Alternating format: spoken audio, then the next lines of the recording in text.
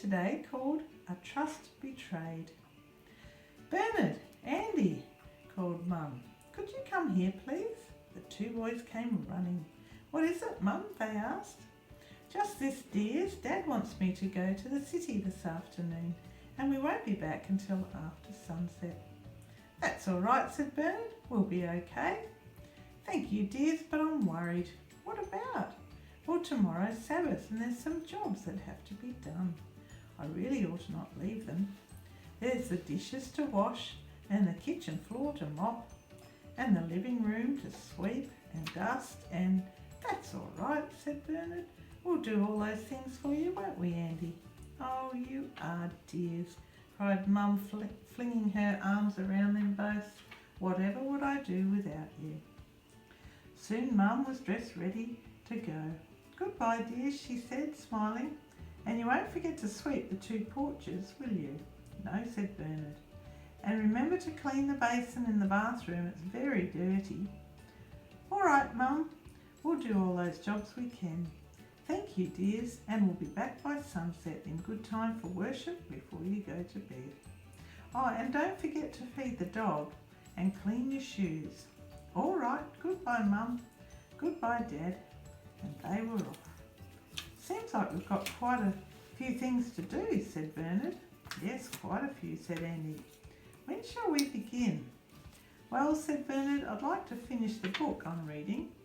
Let's say 2 o'clock. All right, said Andy. I'd like to work a bit longer on my boat. 2 o'clock and we'll start.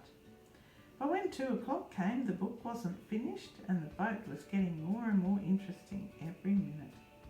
About 3 o'clock, Bernard called, It's time we started those jobs. I'll mop the floor if you do the dishes. All right, said Andy, without looking up. I'll be there in a minute. But in a minute was quite a long time, about 3/4 of an hour. Then it was nearly 4 o'clock. We really must begin soon, said Bernard, or we'll never get through those jobs before Mum and Dad come back. Yes, said Andy. Oh dear, I didn't realise it was so late. Let's get going right away. He ran to the sink and turned on the water, put in the dishwashing liquid and was about to wash the first lot of dishes when Tom called over the fence. Hi there, come and see my new putt-putt engine. Tom was always working on engines and Bernard and Andy were fascinated by his inventions. We're terribly busy, said Bernard. We have some jobs to do for Mum. Oh, come on, urged Tom. I've just got it going. The sound of the putt-putt engine was too much. The two boys ran over to Tom's yard.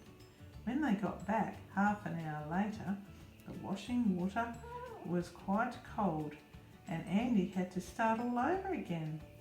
Bernard had to do the same thing with the water in the bucket that he was going to use to mop the floor with.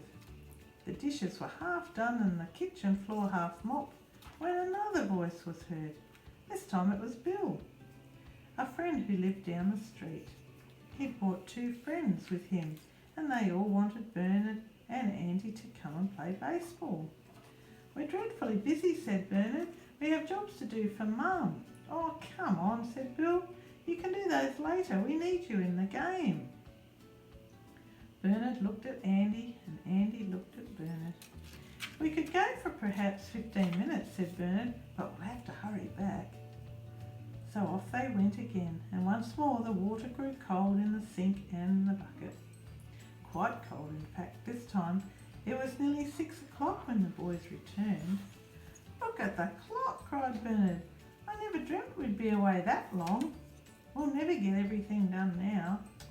In case we don't, said Andy, hadn't we better do the porches first? Oh, that's a good idea, said Bernard. The place won't look so bad then. You take the back porch and I'll do the front. Off they rushed, trying their best to make up for lost time. But sometimes that's impossible if you've lost too much time. Bernard was still brushing away at the front porch when he heard a car coming up the street. His heart sank. It was their car and Mum was smiling as she waved to him.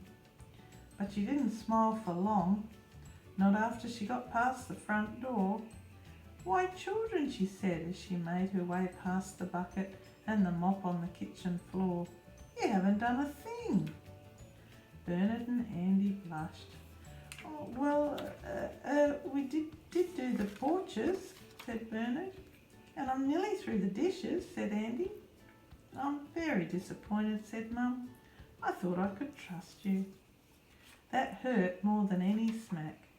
They liked above all things to be trusted. They hated to think that they had failed Mum when she was counting on them. We could still do the jobs if we hurry, said Bernard. Oh, it's too late, said Mum sadly. We must have worship now. All the next day, as they looked at the unfinished jobs and the disappointed look on their mum's face, the boys made up their mind that this was the last time anything like this would happen again. It caused too much trouble and sadness. They would never fail Mum again, and I don't believe they ever did.